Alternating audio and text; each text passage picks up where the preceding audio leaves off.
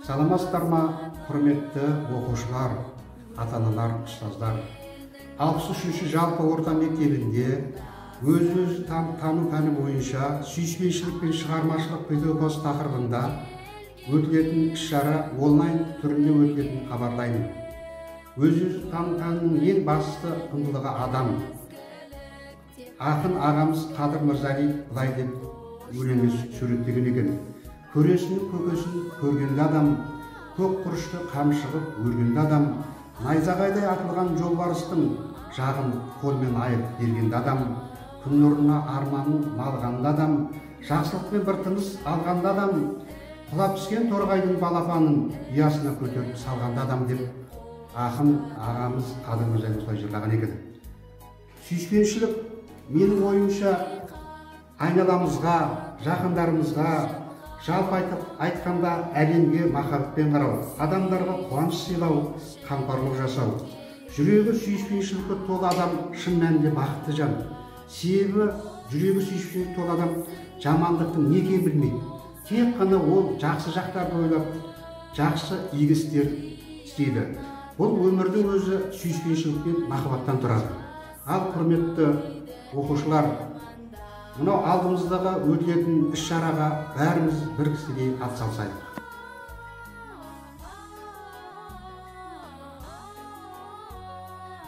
Өзін-өзі тану сабақтарына мәңгілік жалпы адамзаттық құндылықтар, ақиқатты тану, сүйіспеншілік сыйлау, дұрыс әрекет жасау, тыныштыққа бөлену, қиянат жасамаудың мәнін ашамыз. Мәңгілік жалпы адамзаттық құндылықтарды іс жүзінде қолдануды үйренеміз. Сондай-ақ көптеген дәйек сөздер арқылы өзімізді жақсы болып өсуге тәрбиелейміз. Мысалы, жақсыға қарасаң жаның жадырайды. Біз дәйек сөздерді оқу арқылы өз бойымыздағы құндылықтар мен қасиеттерді дамытып, жақсы адам болып өсуге кәміл сенеміз. Мысалға, Жүсіп бала сағыны жақсы тәртіп көрсе, бала күнінде үлгісімен қуантады күнінде. Адамда жақсы қасиеттер болмаса, бақыт та болады. Адам бұл дүниеге қонақ. Бұл жалған дүниеде аласы да, қарасы да күмәлі. Екеуін өмірге сүйіспей жүрген бір адам. Сол бір адам дүниені шайқап, астан естеңін шығаруға батылдығы жетіп жатса, енді бірі өмірді баз кешіп, өз арнасын таппай арасында. Айналаңа көз жүгіртіп қарасаң, бірде шөл, бірде көл боп, бірде бақытты, енді бірде бақытсыз болып жүрген жұтаң халық бір. Ілияс Есенберлин: өзіне өзі сенген адам қиынды да, бақытты да жеңе алады. Ыбырай Алтынсарин: адамның ниеті бетінде, адамгершілігі ниетінде. Адам баласы өзінің жан дүниесін қайырымдылық пен қайғыны түсіне білу қасиеттерімен нығайтып, шынайы өмір сүре білуі керек деп Сара Алпысқызы айтқан. Атаңның ұлы болма, адамның ұлы бол. Адам баласының бәрі дос. Адам баласынан ақыл, ғылым, әрмінез деген нәрселермен озады.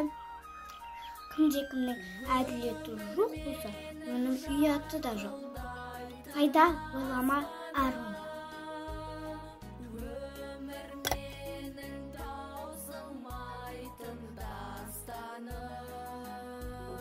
Қазіргі таңда мектебімізде махаббат пен шығармашылық тақырыбында кең ауқымды іс-шара өтіп жатыр. Өзін тану пәні бойынша шығармашылық және жазба жұмыстары орындалады. Соның ішіндегі кең ауқымда эссе, және мен өз эссеме бөліскім келеді. Өзін-өзі тану. Өзіңді өзің танысаң істің басы деп Шәкәрім Құдайбердіұлы айтқандай, өзін-өзі тану пәні арқылы біз өз-өзімізді танып білеміз. Әрине, өз-өзіңді танысаң, жаңа қарым-қатынастарда және жаңа бағыттарға дағдарасың. Өзіңе деген жаңа мүмкіндіктерге қол жеткізесің. Өзіңнің жаңа қырларыңды, ерекше қасиеттеріңді байқап, өзіңе деген сенімділігің және де өз-өзіңді бағалауың жоғарылайды. Ең бірінші біл, өз-өзіңді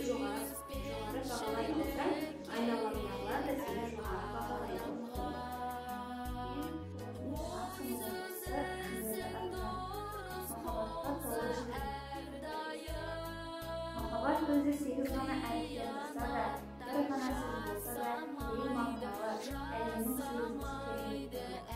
Махаббат адам ойы жетелеп біздің көңілге ол сезім ұлы. Бұл сөзді терең түсінетін адам кем екен. Бұрын бұл сөздің мағынасы зор еді, ал қазір мүлде мағынасы болмады. Махаббат ана мен баланың арасындағы сүйіспеншілік. Махаббат туған жерге деген қамқорлық. Махаббат екі жастың бір-біріне деген қандай іс жасасаң да махаббатпен, құштарлықпен жаса. Жаманға болсын, жақсыға болсын, махаббатыңды, жақсы сөзіңді аяма. Махаббатты түсінбеген адам өзіңдей өзгені түсінбейді. Бүкіл жақсы нәрселерден мақтанып қалады. Махаббатты терең ойлай алған адам ғана оның мән мағынасын ашады.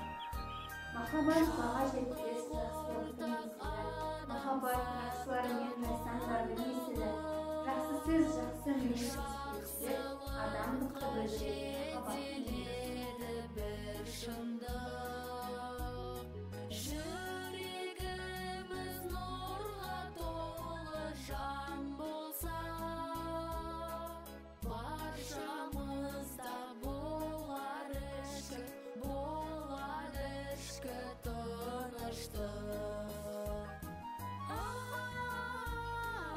Алтын жүрек анамыз. Анам мені әрқашан еркелеткен сөзімен жақсы көрем, мен оны жақсы көреді ол мені. Сіңіртің бойыма адалдықты, тастасам деймін балалықты. Тұмарым боп анашым жүретұғын, бойыма дартқан даналықты. Осы күнге жеткізген сенің арқаң, болады ғой әр балада бір-бір арман. Сол арманға жету үшін қолдау беріп, жүре берші әрдайым қорған болып. Анам менің аялаған ақ гүлім, анам менің бақытым мен шаттығым. Анашым деп балаң жырын арнаған, неге ғана естімеген тәттінің. Анам менің өмірдегі тірегім, анам менің кеудемдегі жүрегім. Егер менің қасымда сен болмасаң, бұл өмірде қалай ғана жүремін. Міржақып Дулатұлы, шешенің балаларын сүйуі. Кім сендерді балалар сүйетұғын, қуанышыңа қуанып қайғыңа күйетұғын. Түн ұйқысын төрт бөліп кірпі қақпай, шешең бақыт тамылсыз жүретұғын. Кім сендерді балалар тербететін, еркелетіп ойнатып сергітетін.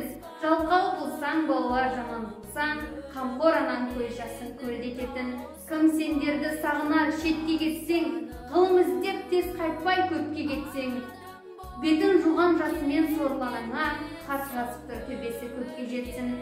Кім сендерді сағынар келгеніңше, құлындарын көзімен көргенінше, сендер қайтып келсеңдер адам болып, еш арманы болмас еді өлгенінше.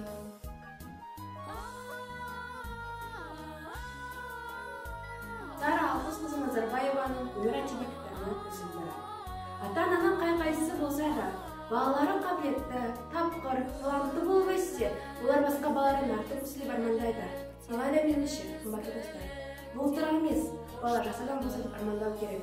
Ол адамдарға пайдалы болып, оған зардап келтірмей, пайда әкелетіндей ету керек деп сенен деген айтпаса керек. Міне сол себептен біз сөздердің пәнінен көптеген дәрістерді оқып, түсініп келе жатырмыз.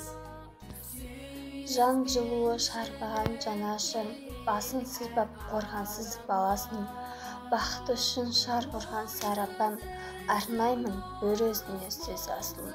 Ел үшін алар ма ана тыным, бар бөбегі астында қанатының, тура жолға нұсқайды бұл өмірдің, ара жігін бөліп ақ қарасының.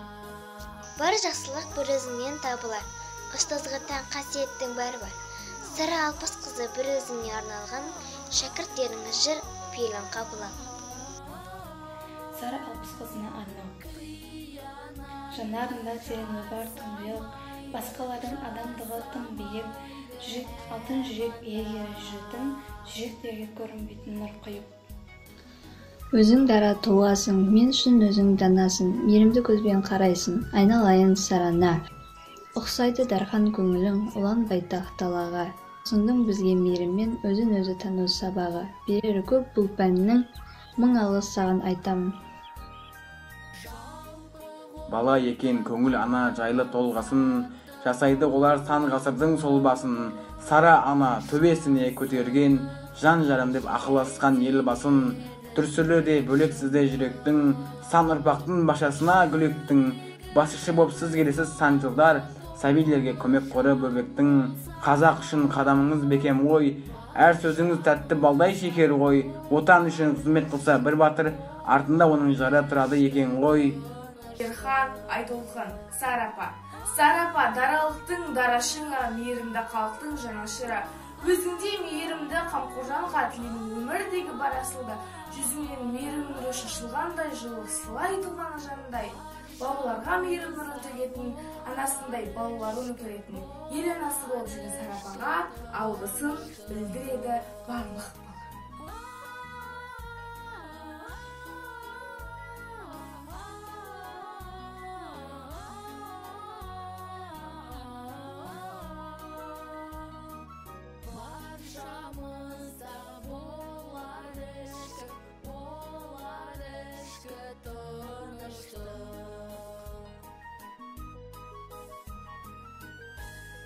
Ізгілікке бастаған бар баланың анасы, бір өзінен үлгі алар бар шақалық анасы. Мейірім төгіп әлемге шуақ шашып қарайсыз, нұрландырып баршаны тек шаттықты қалайсыз. Біздер үшін бәйек боп күндіз түні көз ілмей, Сара апа мың алғыс, жүзге жетсін жасымыз.